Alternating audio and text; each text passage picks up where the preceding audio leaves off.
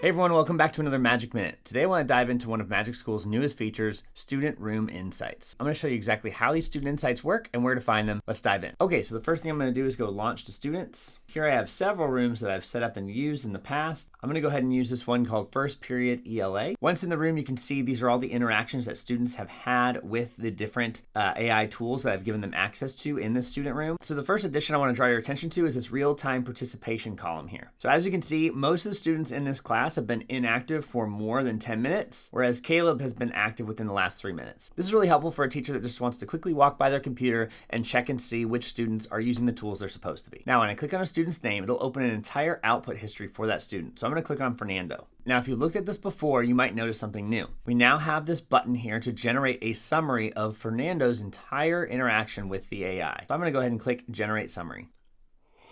So here, once that summary is generated, you can see it tells you which tools were used by that student. You can see the behavior notes, strengths and interests. It says that Fernando is curious about superpowers and time travel, and then areas for improvement. Let's say that this summary was generated in the morning. I could go back and refresh this summary in the afternoon to see if anything has changed throughout the day. What I love about this is teachers can use this to really get to know those students in your classroom that maybe don't speak up much. It's really powerful stuff. In addition to those summaries, we also have insights into the individual tools that were being used by the student. So for example, the superhero chatbot, it says that Fernando is highly engaged, and it gives a quick little summary of what that superhero chat looked like. Fernando was moderately engaged with Reina. And of course, you can always click on these to see the entire conversation with that individual chatbot. Now, the last new update is one of my favorites. If I go over here to room activity, I can now see all the activity that took place in this student room for my entire class. I can break this down by a certain date and time period, down by the tool that was being used. I can even break this down by student. Everything shown in this video is available to all users across the Magic School platform, whether you're on the free plan, plus plan, or enterprise plan.